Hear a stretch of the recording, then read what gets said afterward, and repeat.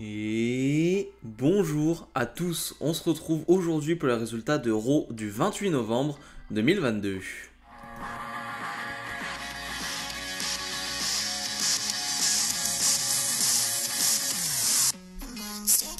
On commence directement le show rouge avec Becky Lynch qui fait son retour du côté de Raw, elle qui a fait son retour à SmackDown, qui a eu un combat à War Games. Eh bien, elle est de retour à Raw et j'ai adoré cette promo Becky Lynch vraiment en babyface et ça fait longtemps qu'on l'avait plus vue en babyface et je suis content de la voir en babyface, vraiment elle est parfaite. Enfin, de toute façon Becky Lynch je la trouve incroyable en heel, je la trouve super en face et Becky Lynch va donc faire la face ultime, c'est-à-dire qu'elle va faire sa promo dans le public, elle va partager ce moment avec le public, avec un certain Bob, avec un certain Zachary. Elle va faire parler Bob, elle va faire parler Zachary. Bref, elle fait partager son expérience et son envie, sa volonté au public. Le public lui donne en retour quelque chose. Bref, je trouve ça génial. Vraiment, je trouve ça vraiment au top. C'est vraiment une grande Becky Lynch qu'on a là. Finalement, elle va se faire interrompre par Bayley. Bayley qui est jalouse finalement de tout l'amour qui est donné à Becky Lynch.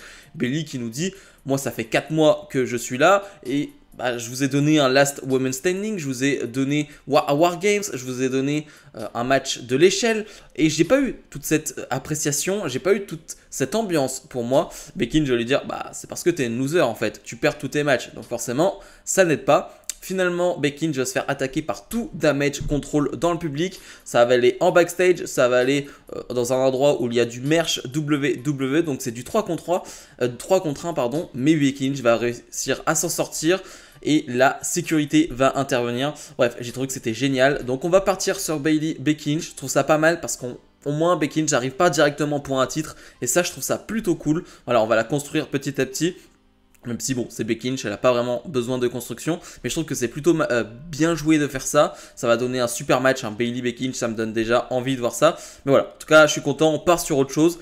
C'est vraiment un vrai changement et ouais, ça fait vraiment plaisir. Mia Yim fait face à Rhea Ripley, un match qui va durer 5-6 minutes et qui est vraiment cool pour le coup. Sur les 5-6 minutes qu'on voit, c'est vraiment sympa. Il y a une bonne alchimie entre les deux. Je me demandais à tel point qu'il y avait une bonne alchimie si elle s'était pas déjà affrontée du côté de NXT. Bah non, je ne crois pas.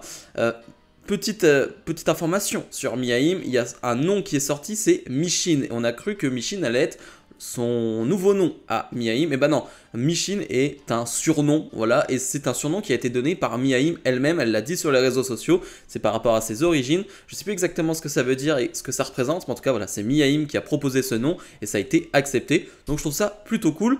Bref, ce match ne va pas aller au bout parce que Dominic Mysterio va faire une intervention et AJ Styles va venir, ça va être un bordel sur le ring, l'arbitre va arrêter le match, donc on se retrouve avec tout le Judgment Day, tout le OC qui sont là.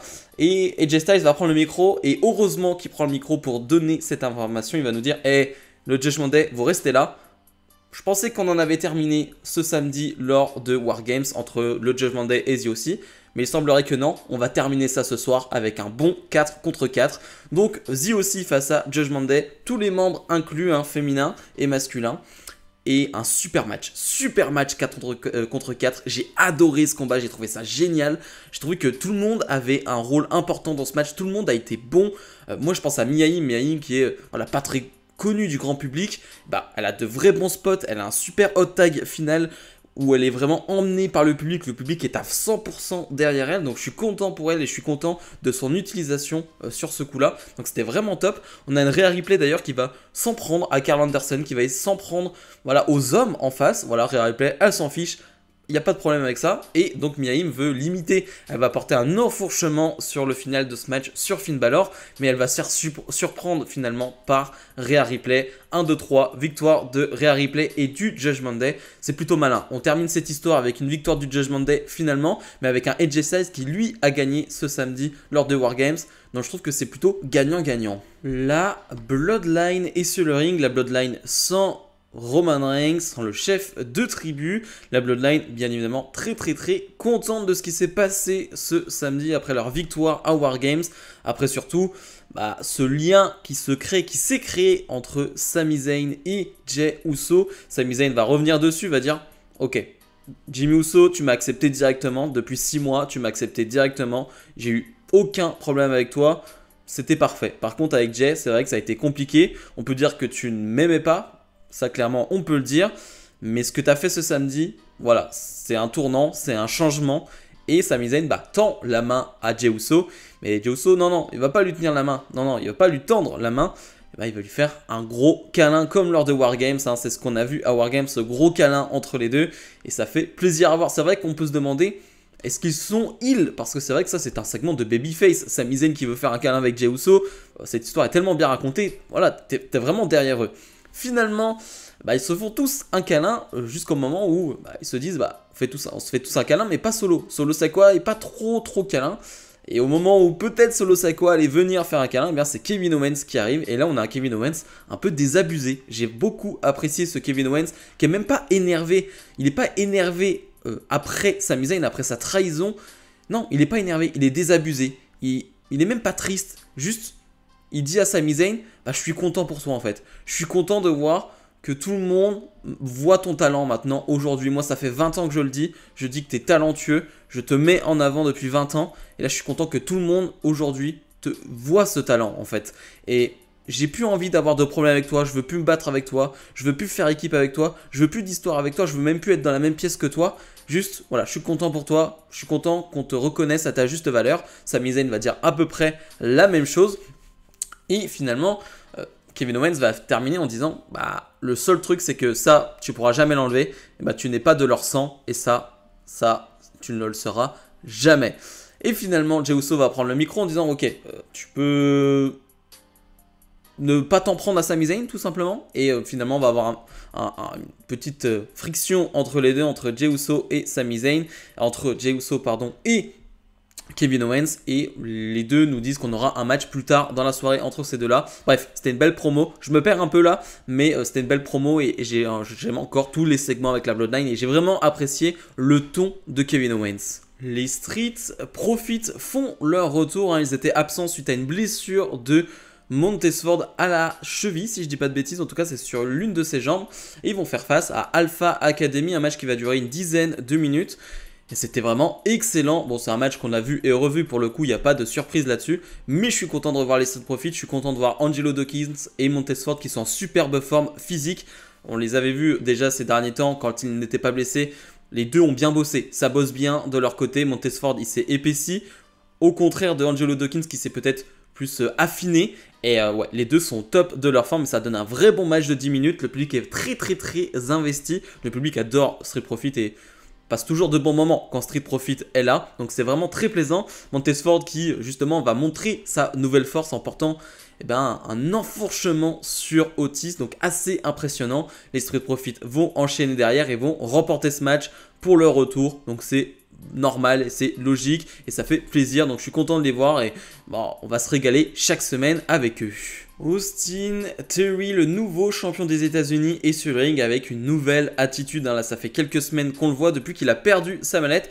Ce n'est plus le même. Et j'ai envie de dire, c'est enfin le Austin Theory qu'on veut voir. C'est-à-dire un Austin Theory agressif, un Austin Theory pas stupide, mais disons un Austin Theory qui est crédible dans ses paroles et dans ses actes. Et ça fait plaisir. C'est ce qu'on veut voir d'un futur champion de la WWE. C'est ça ce qu'on veut voir, parce que oui, on parle d'un possiblement futur champion de la WWE. Je rappelle qu'Austin Theory n'a que 25 ans, c'est assez dingue.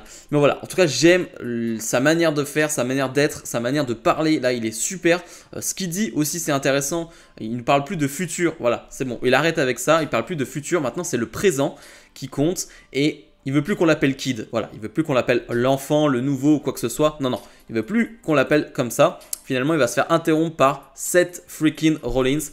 Et c'était génialissime, vraiment, ce segment où finalement les deux vont vraiment se parler à quelques centimètres. Ils ont la tête quasiment collée. Par contre, je valide pas du tout la tenue de Seth Rollins. Vous en penserez ce que vous voulez, mais la tenue, elle est quand même très particulière. C'est le seul défaut de ce segment, j'ai envie de dire, mais c'est pas vraiment un défaut. Mais bref, en tout cas, Seth Rollins, il va faire exprès d'appeler Theory Kid et il va lui dire, voilà, bien joué, t'as géré samedi lors de War Games, mais en tout cas, je suis là, je suis toujours là. Rappelle-toi que celui qui dirige Monday Night Raw, c'est moi, c'est Seth freaking Rollins.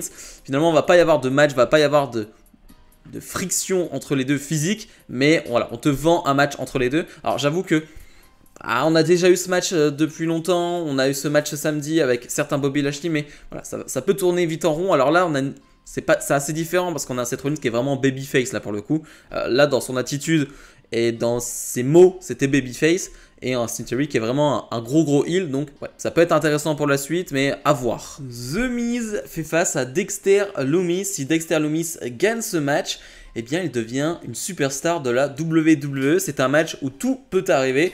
En gros, les superstars peuvent se balader n'importe où, mais doivent faire le tomber sur le ring. Et c'était pas mal. Voilà, ça dure pas très longtemps, mais c'est plutôt pas mal. On va mettre en avant la folie de Dexter Lumis. Et ça fonctionne plutôt bien avec le public. Un Dexter Lumis qui va faire passer le Miz à travers une table. C'est ce que demandait le public, donc ça tombe bien. On va montrer donc la puissance, la folie, le côté monstrueux de Dexter Lumis dans ce match. Et voilà, c'est plutôt sympathique. Un Dexter Lumis qui va faire abandonner The Miz sur le ring. Et donc Dexter Lumis qui obtient ce contrat et qui est payé enfin. Donc Dexter Lumis qui veut s'en aller avec ce paiement justement, avec cet argent. Et il va donner un petit billet à un enfant dans le public. Donc c'est plutôt mignon, c'est plutôt cool. Et The Miz va arriver, va s'en prendre à Dexter Lumis, va reprendre le billet à cet enfant. Donc vraiment le heel ultime.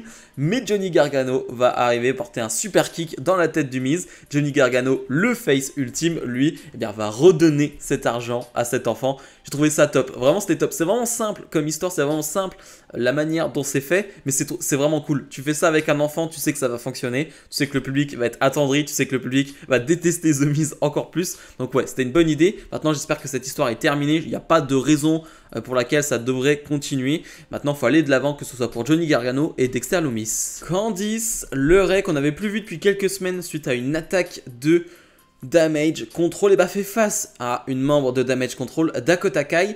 Alors, Candice LeRae, très énervée, d'ailleurs elle va s'en prendre avant le match à Dakota Kai.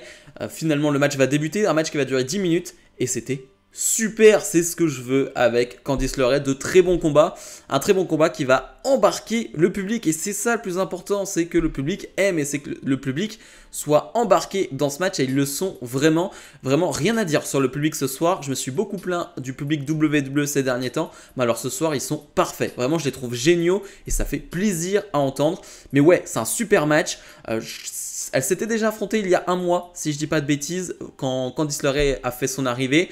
Et c'était pas mal, mais là on est sur un autre niveau. Je trouve que vraiment là, elles ont vraiment lâché les chevaux, elles ont donné plus pour le public, elles m'ont donné plus. Ouais, c'était vraiment un super match, j'ai vraiment beaucoup aimé. Candice LeRae va remporter ce match clean, important qu'elle le fasse. C'est important de gagner clean et d'avoir une victoire de cette manière-là pour Candice LeRae. Maintenant, à voir ce que ça va être la suite pour elle, mais en tout cas, je suis content pour elle et je suis content aussi pour Dakota Kai d'avoir ce type de moment-là, ce type de match-là. C'est très important. Et le main event, Kevin Owens fait face à main event Jey Uso, un match qui va durer presque une vingtaine de minutes.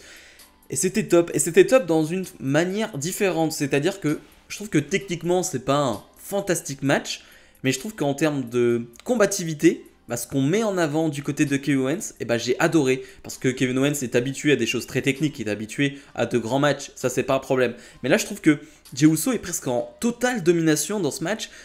Kevin Owens est à chaque fois à la limite, on a beaucoup de tombées à 2,99, voilà, avec des near fall, avec des... Ouais, on n'est pas loin de la victoire de Jey Uso à chaque moment.